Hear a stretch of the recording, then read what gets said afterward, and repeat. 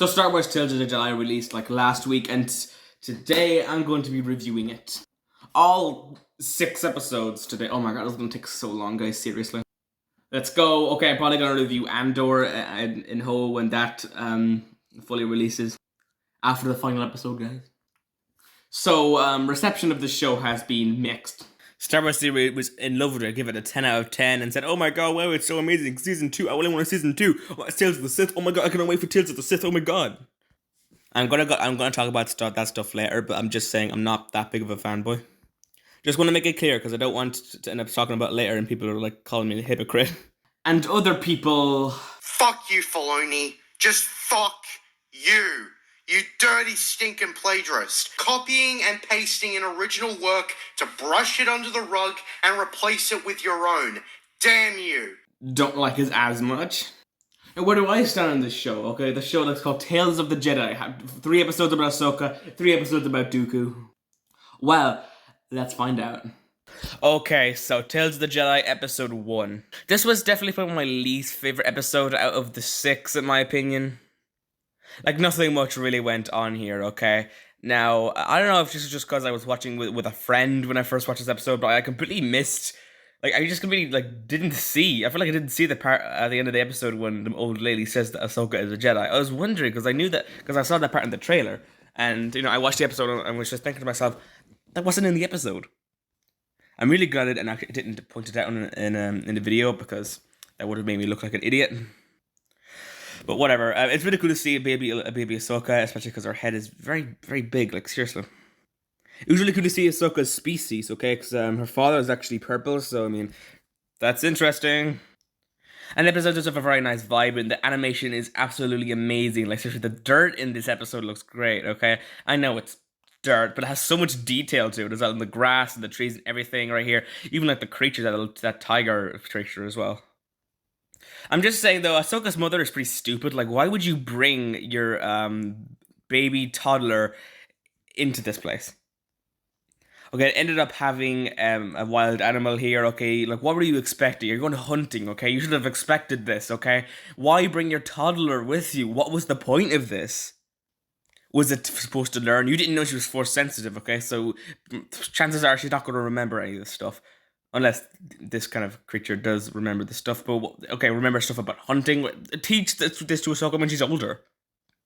So this is never explained, okay? I did like, though, when Ahsoka got captured by the tiger and did kind of speak to it, kind of through the Force. It was pretty nice. But I don't know why the tiger didn't just eat Ahsoka right there, like, at first. Like, why did he bring her back to his lair? That was kind of stupid as well. So there's a good few plot holes in this episode. I mean, that's fine. It still looks good, the animation is great, okay, and it's pretty peaceful, okay, no wars or anything, okay, which is kind of a first for this animation, because, Clone Wars animation.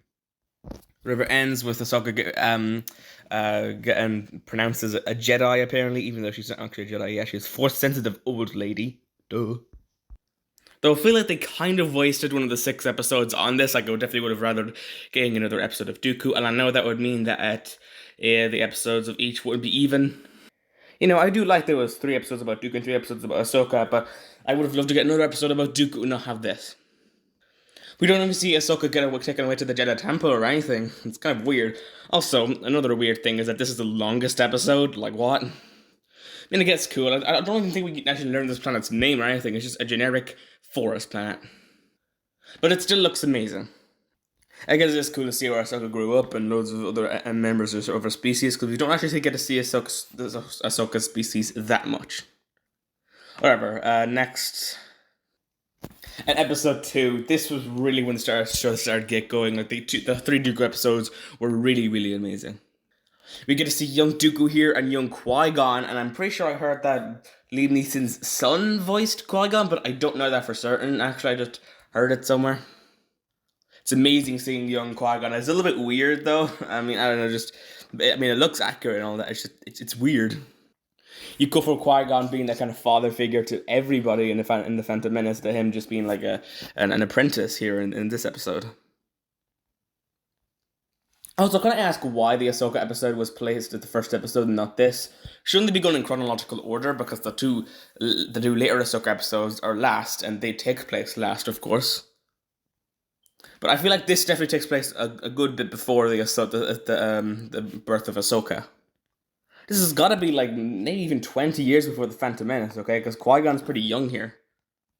There's just a lot of time jumps here in this show. Jesus Christ, the episodes tend to take place like very far apart from each other. Whatever. I loved how like basically every one of the senator's people basically hate him and kidnapped his son. Maybe not the best idea to kidnap the son, but whatever. And the son's a good kid, okay? He actually doesn't even blame the people who kidnapped him for kidnapping him, okay? He doesn't understand why his father did this, and yeah, the father's kind of a bitch. The senator is basically a bitch. It was great seeing Dooku and Qui-Gon interact because we never actually got to see that in the prequel trilogy. Okay, so this is amazing, and the episode is overall very, very interesting. Okay, and the character designs are awesome, and the animation is awesome. We also get to see some action for the first time in this series, and Dooku actually fully taps into the dark side here and actually starts choking the dude. Like, this is awesome. Like, I feel like this show really did a good job at explaining why Dooku actually kind of deterred the dark side and his disillusions, I guess, with the Jedi and stuff. And this is kind of where it started. So, like, it was absolutely awesome. Okay, we got to see Dooku a bit in the prequels, of course, and in the Clone Wars. We never actually exactly got to see the full reason why he turned to the dark side, okay? And we never actually got to see him tap into much rage as well. It was mostly calm and all that, but here we actually see him really get angry. Also, he has a curved blue lightsaber. Knew we would have it, yeah. Now, I know a lot of this stuff is explained in the comics and books, but I'm not stupid. I'm not going to read. And seriously, if they're going to do like a Tales of the Jedi Season 2, then I think they should really go back to Dooku, maybe explain some of the stuff with his friendship with Sifo Dyas and stuff like that, and other stuff, because we need to see more of Dooku, bro. In episode 3, we actually see Mace Windu, which is absolutely awesome. He doesn't look like that different, because I feel like this is definitely a lot closer to episode 1. Like, it is younger Mace, but you can't really tell. I mean, I guess you can kind of tell, but he's not that much younger anyway. And we got Dooku rocking out with that beard as well. Woo-hoo-hoo-hoo. And it's great to see Dooku and Mace's dynamic as well. It was pretty great, okay. And we did see them interact in the prequels, okay, in episode 2, but it wasn't really for that long as well, so it was going to see their history with each other. This is the only one of the 3 episodes that doesn't have... This is only one of the 3 Dooku episodes that doesn't have Qui-Gon, but we can presume that's because he's probably...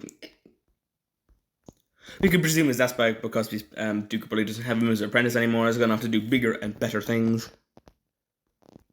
Whatever, so the mystery that Dooku and Mace were solving is a big scam, okay? They were investigating the death of, like, a princess or something like that. But it turns out the blast actually came from her guard's ship, so basically her guards ended up trying to kill her. So, yeah. See, I actually do kind of like how fast Dooku actually was able to solve the crime. Like, seriously, he did it, okay? Like, immediately. I do kind of wish it was a little bit longer, like, maybe they didn't figure it out so fast, because, like, it was just insane, man. They got there, solved the crime, and just, like, immediately. But we do get a lot of subtle hints, to Dooku falling to the dark side in this episode, a few lines there, and we do get hints of it, okay? So we're edging closer. So, I mean, that was really, really cool, okay? And actually, the place they were going to could kind of feel like more like kind of Halloween-y, kind of feel like a very autumn place, which is fitting for the time of year it is. Am I finally going to make an official Halloween video? No, are you stupid? Also, it's really cool to see Dooku and Mace's different fighting styles as well, and Dooku really fight with the blue lightsaber, because he didn't really do that last time. He just kind of choked and held it up and stuff. Well, actually, he did fight with it. What am I doing? What am I saying? Wait a minute, it's pretty cool. Anyway, it's pretty cool when Dooku did kind of go like full dark side. He was going to kill one of them. The guards, and Mace was like, "Dooku, stand down." That was a good impression. Also, when Dooku and Mace had like 2 of the guards like cornered, and then like when the guards just started running and try to like go grab a gun and shoot Dooku, and he got killed. What the fuck was he thinking? Bro, just stop. They're 2 Jedi. You're outnumbered. What was the point of that? You could have survived, man. You could have been so much more lucky. No, you're stupid. What was the goal here? You're not gonna be able to kill them. Even if you kill one of them, Mace is definitely gonna whoop your ass. Like, he's Samuel L. Jackson, bro. I kind of like how both of these missions in episode 2 and 3 are kind of unexpected. Like, they're kind of weird. Like in the first one, you expect the people that kidnapped the dude's son to be, separatists or something, but no, they're actually his own people. And in this episode, you expect that whoever's going to kill the princess or something was again like separatists, but no, it's just their own guard that actually kills him. Like that's insane for both of these stories. It's weird. And I like that speech that the last guard gave towards Dooku and Mace. Dooku actually kind of understood where he was coming from, and this is just such a big hint to what's going to happen in the next episode. It's great. Okay, I love this. I love this, man. So good. And in the end, the ending scene with Dooku and Mace was very, very interesting. Okay, this is where Dooku gets granted the seat on the council, and it's not Dooku. Dooku suspects that Mace knew there was a seat in the council up for grabs when he went on the mission, and yeah, I'm pretty sure this is right. Yeah, but Dooku didn't get it because he disobeyed orders. Blah, blah, blah, blah. This is one of the main reasons why why Qui-Gon didn't get in the seat in the council, because he didn't really follow the rules always exactly. When the Jedi Council denied to let Qui-Gon train Anakin, they were just like, Qui-Gon's just like, I'm gonna do it anyway. Fuck you guys. So yeah, Mace is a bitch, okay? He says like, oh my god, we were both in the Jedi Council and stuff when we got this assignment and all that. Shut up, Mace. I know what's going on here. This is a great episode, seriously. They just keep getting better. Okay, on to the best one. Okay, now in the fourth episode, which really feels like it's like season finale worthy in this show. The final Dooku episode, the final good one. Just kidding. So first off, we have a lot to dive in here, but first off, in the very first scene, we see Dooku delete Kamino out of the Jedi archives. What? I never thought we would get this ever in Star Wars. I didn't think we really needed to know how Kamino was deleted, but okay. Dooku deletes it. Okay, well we have an answer here, I guess. Was not expecting that. I didn't think you just walk into the Jedi archives and delete something. That really feels like something that should have more security, right? But whatever, Kamino's deleted. That was very, very weird. Okay, I did not expect that. Chakotay Nu, of course, didn't do fucking anything because Chakotay a bitch. Oh, we also get Liam Neeson back. Let's go! And I love how everyone's praising Qui-Gon around here because he's like encountered the Sith Lord. It's like big news. Seriously, I'm so glad Liam Neeson's back. I did think to myself if they were going to bring back like episode 1 version of Qui-Gon, that Liam Neeson probably would voice him because he replaced his the role for the Obi-Wan Kenobi show, which is great. And of course, like in both of these shows, his role was pretty small, just like one scene here and one scene in the Obi-Wan show. So yeah. And we also get to see Yaddle in this scene, and it's really, really weird short she is compared to Qui-Gon. Jesus Christ. I think Yoda is probably a little bit taller than this. Wow. Whatever. He's just so great, okay, seeing then like adult Qui-Gon, adult Dooku speaking to each other. It's even like, it's crazy, man. By the way, Dooku looks good for 70 years old. Yeah, in this scene, he is 70 years old. I'm pretty sure that's what age he is in canon. So yeah, he ages a lot, actually, between this and Attack of the Clones. So that was just good to see when they mentioned the Sith Lord. Okay, like we know who it is. Everyone else has no clue who it is. Well, Yaddle and Qui-Gon have no clue who it is. I mean, Dooku does, but we all know it's Maul. I also thought it was pretty emotional when Qui-Gon did leave, and Yaddle was like, "What's wrong, Master Dooku?" And Dooku's like, "They grow up so fast. I know exactly. In 2 episodes, he went from a little apprentice to a Jedi Master." Well, actually, Qui-Gon in the old canon used to be 60 in this scene, like 60. Which I mean, he does act like a 60-year-old. He's kind of an old, wise old man, but he doesn't really look like that old. So I think in the new canon he's like 45 or something, which is I guess he looks more like 45. So he went for being like, let's say around 25 to 45. So 20 years difference in 2 episodes. Like that is insane, man. And unfortunately, the next scene, Qui-Gon's dead. Yeah, that's sad, man. Also, more cool moments in the scene, like Dooku saying that he actually has been warning the Jedi of the coming darkness, and they just haven't been listening to him. I thought that was pretty cool. Okay, he's actually been warning the Jedi. And although it was a bit on the nose, I still just love this. Loves that Dooku was like, "Yes, I can't wait to meet Obi-Wan one day." That was great. Okay. Though it's kind of weird, episode 2 has made it so that Dooku and Obi-Wan can never meet each other, which kind of feels very unrealistic. Like, surely at some point over like the 20 years, over this 20-year time period, they've seen each other at least once. It's a bit weird.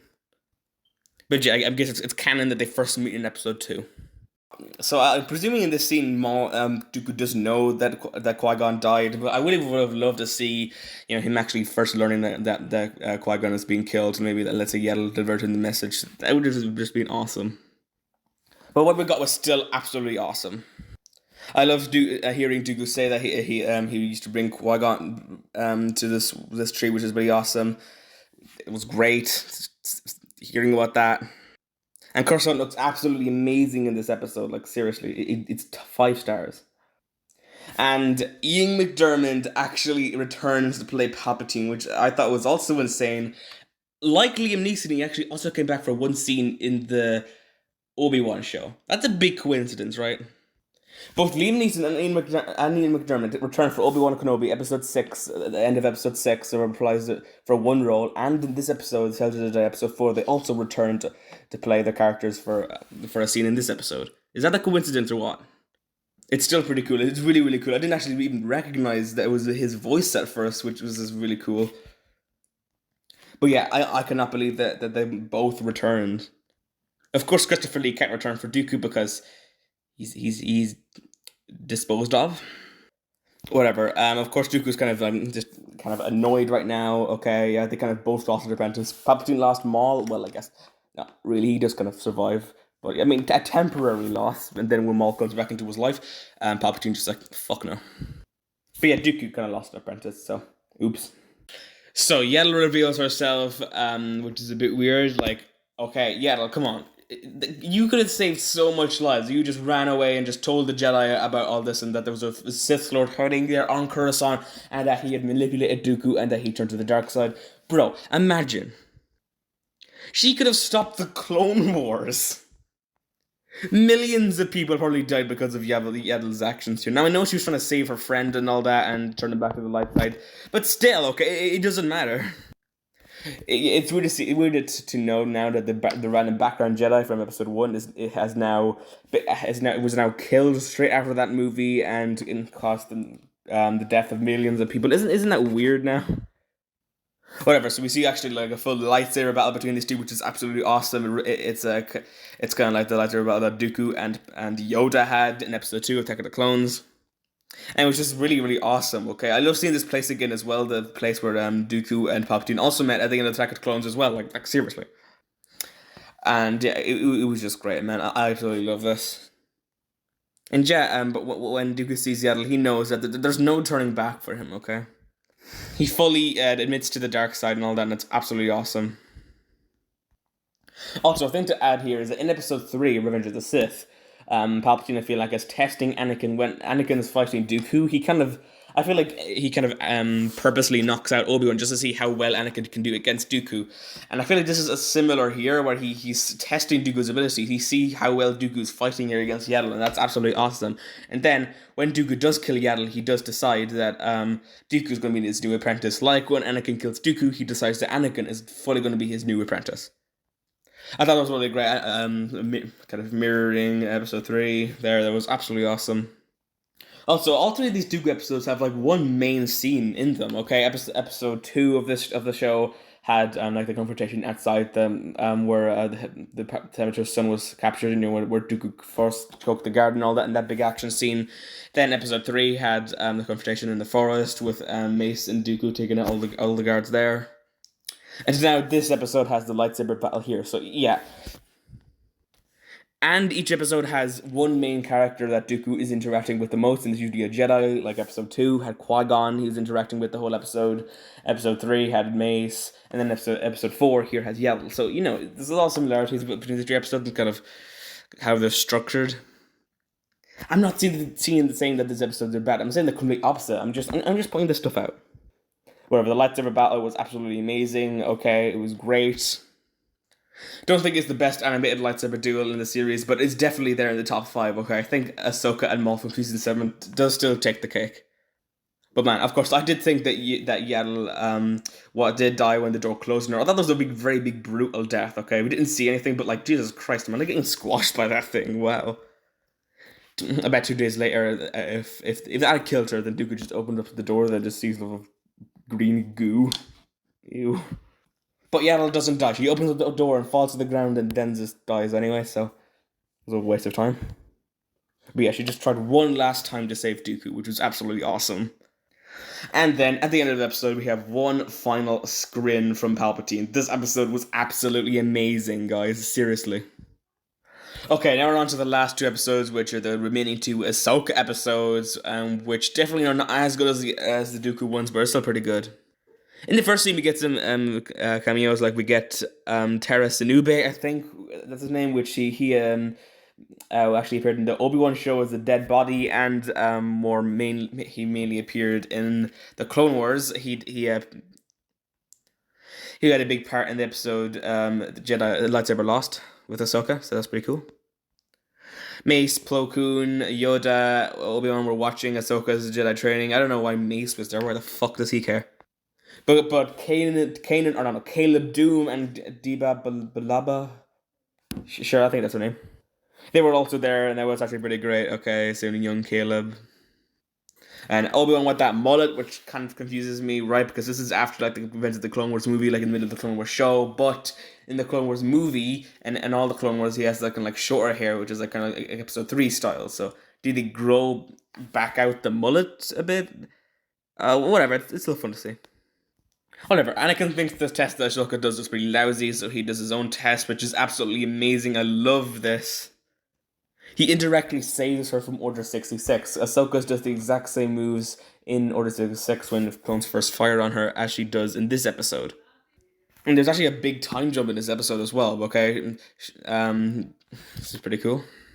She's struggling at the beginning to last even 10 seconds, okay? But then we time jump into later on the Clone Wars, because we know that because the location changes and the clones go from phase 1 armor to phase 2 armor. And then Ahsoka actually was able to last 5 minutes, okay? So that's actually really insane.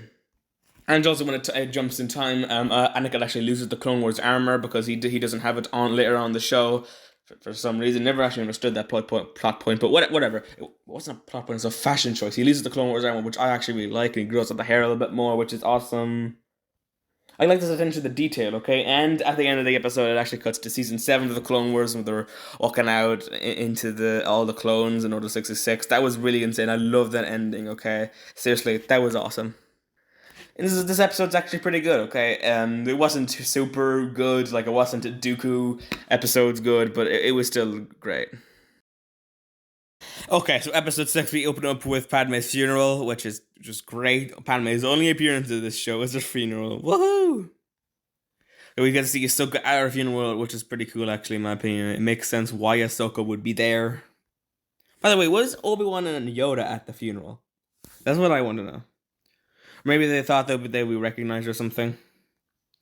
Yeah, it was very risky for Ahsoka to go to this funeral, but I feel like it was out of respect to go to it, so.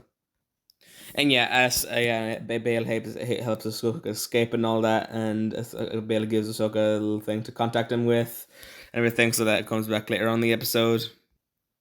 So that was nice. It kind of brings you back to back to the Bad Batch, seeing the clones kind of act the way they do, and actually it's also funny when you just see Ahsoka fall, jump off the edge, it's just flying across the screen. And we see Rex again, the Y-wing from the end of season 7 as well. That's great. So the rest of the episode is on this planet that's just full of shit. It reminds me of the planet in Obi-Wan Kenobi episode 3. Okay. Yeah, so these bunch of bales fall, and this girl, and Ahsoka helps her and all that. Blah, blah, blah, blah. Yeah, and the girl then invites her to go have lunch with her, and she calls Ahsoka Ashla. So yeah, she's not using her real name, of course, because that would maybe someone would recognize the name Ahsoka Tano. But then again, that's very unlikely. Okay, it's very unlikely that anyone knows the name of Ahsoka, right? Ahsoka isn't a very... Are Jedi famous? Would people know all around the galaxy the name of Ahsoka Tano? Maybe she's just doing it for her safety. Yeah, she named herself Ashla, which is similar enough to Ahsoka, I guess. But the girl's brother kind of rats Ahsoka out, but whatever. Yeah, so I guess they go off, and so Ashla, quote unquote Ashla and her friend go out. I don't know, to go somewhere, drop off a few bells or something. I don't know, this is shit. And they come back to see that the whole village is destroyed. Woo! And we get the first appearance of this Inquisitor dude. Woohoo! Now, considering this is the first chronological appearance of any Inquisitor, it's kind of embarrassing how it goes. But he is a very, very cool design, okay? Yeah, I was really excited to see more of him, and I was kind of a little bit disappointed when he shows up because, yeah, there was only like 5 minutes left of the episode when this guy actually makes an appearance, okay? And Ahsoka beats him extremely quickly. He makes a few swings. Ahsoka grabs him by grabs the lightsaber and defeats him. Yeah, I did wonder why Ahsoka didn't have her lightsaber. Like, what the fuck, Ahsoka? Come the fuck on? Are you stupid? Take out your lightsaber! But no, she kind of buried them in the snow, and then the Clone Wars, that was cool. So yeah, I like that they stuck to that detail. Now, at first I was very annoyed that this Inquisitor dude died very, very quickly. Like, seriously, come on. But then I watched another video of someone saying, why did he die so quickly? And yeah, and it kind of made sense. He was very overconfident. He was just like going in, okay? He was, that was one of easy, but no, Ahsoka's a very good Jedi, okay? Like, seriously, this is a really good test. It's kind of weird how Ahsoka's gotten this good, and she's only had like 3 years of training. But yeah, whatever, it's great. But still, it's a bit weird again. Like, this is a very, very disappointing start to the Inquisitors. Like, the Empire was just like, what the hell, man? How did he die so quickly? And it gets a bit disappointing. It's basically the final fight of the whole show, the final scene of the show, final main scene of the show, and yeah, it's not a very big action scene at all. Also, why did the Inquisitor dude's head just deflate like that, like a balloon? That was a very, very weird part. Whatever. I do wonder what happens to Ahsoka after this, though. Like, what happens? What happens to the brother dude? Like, seriously, man. It's a bit embarrassing. I'm not sure Ahsoka will just go on somewhere else, whatever. Like the first episode of the show, the story kind of feels unnecessary. Okay, yeah, Ahsoka calls Bail to come get, I don't know, to help out and stuff, but it feels unnecessary. We didn't need the story to be told at all, okay? But whatever, overall this episode was pretty good. Overall, Tales of the Jedi is very, very good. I think I give it a solid 8 out of 10, okay? The Dooku stuff is seriously some of the best Star Wars we've gotten in a very long time. But the Ahsoka stuff just didn't really do it for me, okay? I kind of feel like a little bit of a waste. Like, we've gotten a lot of stuff about Ahsoka. We didn't really need to see that last part, okay? You could say that this is the last part of Ahsoka's training and all that. What are you talking about? That was Season 7! We didn't need to see Ahsoka as a baby or anything like that. But the training part in Episode 5 actually was pretty good. I actually did like seeing that. And how Anakin pushed Ahsoka to the limits. But the Dooku stuff was absolutely amazing. How he gradually turned to the dark side. That was amazing. How we got so much people to return. Because we saw Palpatine again, Qui-Gon, Dooku, okay, Ahsoka, Anakin, Yoda, Obi-Wan, Mace Windu, Yaddle. We saw Yaddle, okay? We got so much Jedi here. And I do think it'd be really cool to see a season 2 of this, and maybe Tales of Jedi could maybe have a few more episodes in the season, have longer episodes. We could see more Dooku, or maybe his relationship with Sifo Dyas, and maybe when he was even younger. Because even in episode 2, Dooku probably still was like 50 years old, I'd say, if I'm doing the math correctly. So that'd be great. Also, getting Tales of the Sith, we could see so much Sith. Okay, we could see maybe stuff, maybe even about like Vader, Palpatine, Maul, maybe even more stuff about Dooku. We can go into the past, into the Old Republic stuff, and see stuff like Darth Bane, which I don't really know much about, but it would be really, really cool to see. So yeah, I overall, I actually did really like Tales of the Jedi. Hopefully we get something like this every year. That'd be awesome. Honestly, it's great. Anyway, guys, hope you enjoyed this video. If you did, smash that like button. And I'll see you next time. Bye.